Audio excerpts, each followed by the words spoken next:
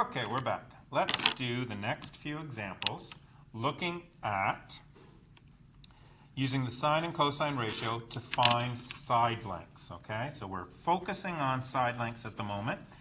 And the first thing we're going to do, and I'm telling you, you need to label the sides with respect to the given angle. Those of you that do this with me will get the right answers all the time. Those of you that refuse to do this will be getting the wrong answer. And you know, I've been doing this a long time. You've been in grade 10 math now for what? This is your first time?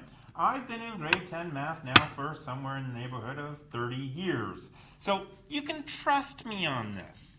So this is what we're going to do. Use the appropriate ratio, sine or cosine, to calculate the length of the unknown side. Now this is a stupid worded question because, look, there's two unknown sides. I don't know A and I don't know this one. But I think we understand what the question's trying to say. They're trying to say, please find A. All right, so let's look at what we've got. There's a 90 degree here. That makes this the hypotenuse. Nobody can change that.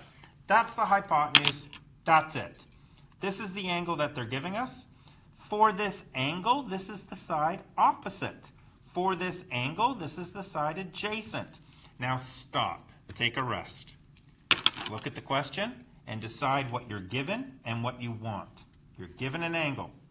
You're given the hypotenuse, and you want the opposite. Do you see how I did that? Given an angle, given a hypotenuse, you want the opposite. So then you say to yourself, gee, I wonder, which trig ratio deals with opposite and hypotenuse? Because the adjacent means nothing to me in this question. I don't want it, and I haven't been given it, so ignore it. It's like a little baby brother. You just ignore it. It's annoying. So these are the only things that's really important at the moment. So what uses opposite and hypotenuse? Well, so, ka, toa. Hey, so works. The sine of 57 degrees is going to equal the opposite, which is A, over the hypotenuse, which is 15. So notice I've changed variables for what they actually are now. This is 15 centimeters. So what could have gone in here if you really wanted to, sine of angle A equals opposite over hypotenuse. We could have started with that, in which case the angle A here is 57 degrees, opposite is A, and hypotenuse is 15. And that's fine if you want to do that, but I'm going to jump right here. Now, this is now a math problem. It's a proportion. I have one side equal to the other side. And the whole point of this game is to get A by itself, to isolate A. So what I want to do is get rid of the 15. What's the 15 doing to the A? It's dividing. So if I multiply this side by 15, it'll get rid of the division by 15. So if I multiply this side by 15, that'll simply just become A. And if I multiply this side by 15 to keep the equality, I get sine of 57 times 15. And again, that's to keep the equality. Now, the reason why I wrote this little 1 is because here's another way you can think about it. This is sine of 57, which is just a decimal over top of 1. And you can cross multiply. And some of you like to do that, and you've been taught to do that by your science teachers, and that's perfectly fine.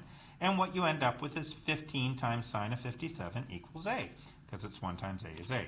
So 57 sine times 15 equals, and you come up with an answer that A equals approximately 12.6 centimeters. And believe it or not, ladies and gentlemen, that is your answer to number 1. That's it. That's all she wrote. That's all we have to do. Let's do the next one. So, B. Let's see. The first thing I always do is find my 90. That makes this my hypotenuse. They're giving me this angle, which means this is opposite, this is adjacent to that angle. Then I take a rest, and I say to myself, what have they given me? They gave me an angle, they gave me hypotenuse, and they want adjacent. Opposite is not important in this question. Now this gets tricky. You have to know your trig ratios. You have to know which trig ratio uses adjacent and hypotenuse. The answer is it's cosine.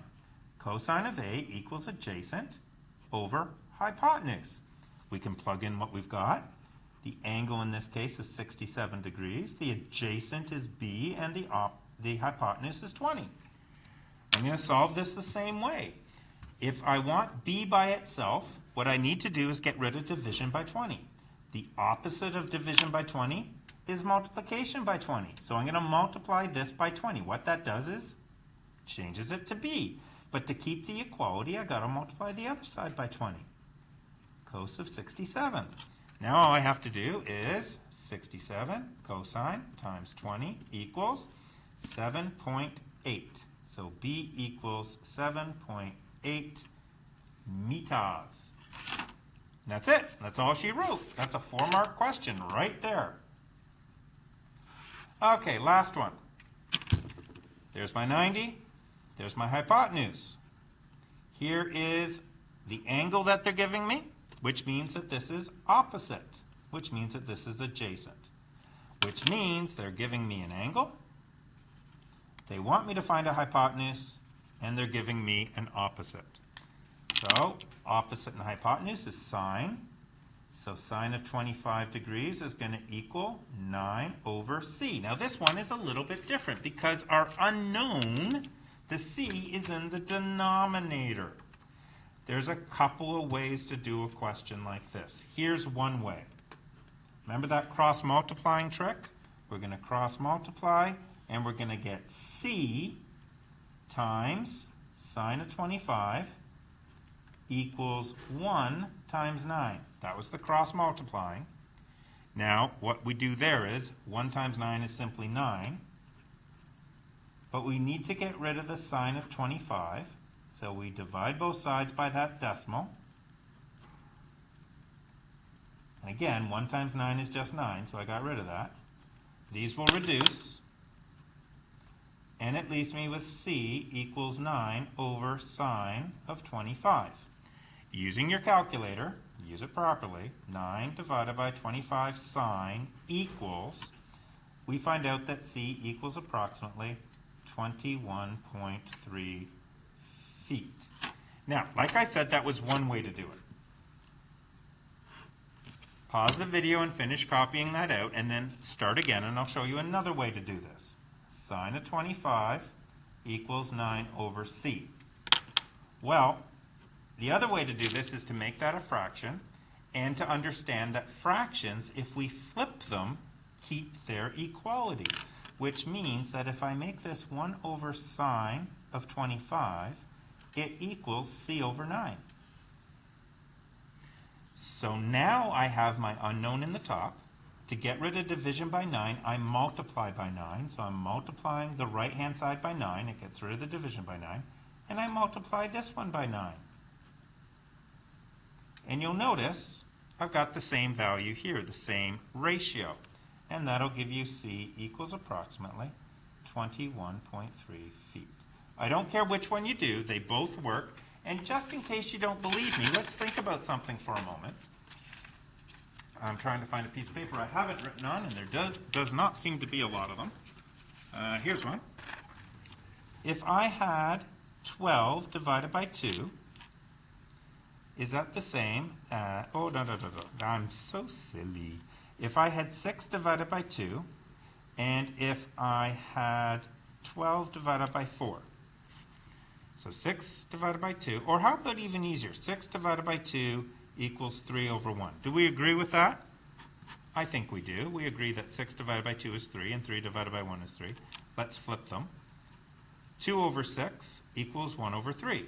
So 2 divided by 6 is 1/3, equals 1/3. So it kind of makes sense. Let's try another one. If I have 1/4 equals, I don't know, what about 2 over 8? So 1/4 equals 2 over 8. Does that mean that 4 over 1 equals 8 over 2? And it does. So as long as I have a fraction equals a fraction, a over b equals c over d, if I flip both of them, the equality stays equal. The fractions definitely change, but the equality of the statement stays equal. Okay, so I'm going to stop there and I'll do the last example.